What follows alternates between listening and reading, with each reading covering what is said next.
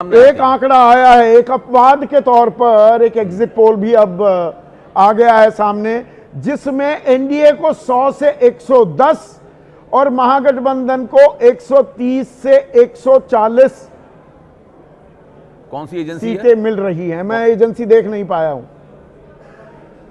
क्या कहेंगे?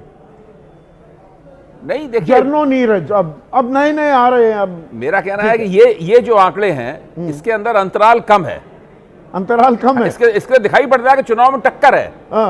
मैं मानता हूं कि चुनाव में टक्कर है, ये चुनाव एक तरफा नहीं है। नहीं, चाणक्य स्ट्रैटेजीज भी 130 से 138, 100 से 108। हाँ, लेकिन ज्यादातर टक्कर नहीं दिखा रहे हैं ना, ज्यादातर एक तरफा चुनाव दिखा रहे हैं, वो मैं कह रहा हूं। हाँ, तो मतलब एक तरफा नहीं है, आप चुनाव एक तरफा नहीं है, चुनाव में टक्कर है।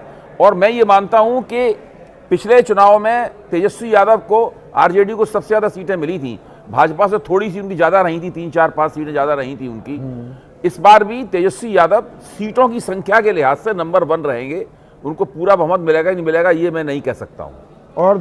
और दूसरे नंबर पर रहेंगे नीतीश कुमार। बीजेपी में कौन आगे होगा? नीतीश कुमार रहेंगे दूसरे नंबर पर। नीतीश कुमार दूसरे नंबर पर, बीजेपी तीसरे नंबर पर जा सकती है।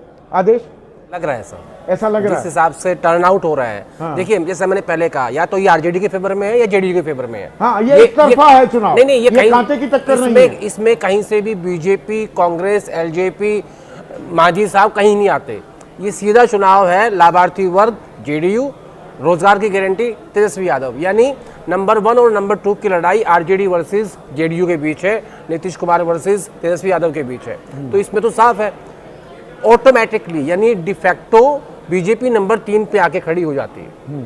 और कांग्रेस के बारे में फिर वही सवाल, जो 70 सीटों में 19 ही जीत पाए, इस बार वो 61 हैं कहने को, पर वो मान रहे हैं हमें तो 53 ही मिली। 53 ही मिली। हाँ, 53। कमजोर कड़ी तो नहीं है इस बार भी कांग्रेस? कमजोर नहीं, बहुत ज्यादा कमजोर कड़ी है। और मुझे इस बात की शंका है कि जो 19 सीट लास्ट टाइम आई थी आउट ऑफ 70 कि वो डाटा, वो उस आंकड़े को भी छू ले। मुझे उसकी भी उम्मीद नहीं है इस बार। उसकी भी उम्मीद नहीं। 19 सीट भी नहीं आ रही। आ रही। तो फिर एनडीए की सरकार बन रही है, फिर तो महागठबंधन अगर 53 सीटों में 19 भी नहीं लेगा तो वो 122 का आंकड़ा कैसे पकड़ेगा? नहीं, आप ये कैसे कह सकते हैं? जब आरजेडी में कह रहा हूं कि नंबर 1 की लड़ाई में चल रही है, तो उसकी सीटें बढ़ सकती है ना। हाँ। साहनी साहब की बढ़ सकती हैं। हाँ। उनको आप कहाँ हल्के में आकर? और साथ में मुकेश सहनी जो है ना, बहुत इंपॉर्टेंट फैक्टर है। छोटा सा कमेंट, महागठबंधन को अपनी सरकार बनाने के लिए राष्ट्रीय जनता दल को 100 सीटें जीतनी पड़ेंगी।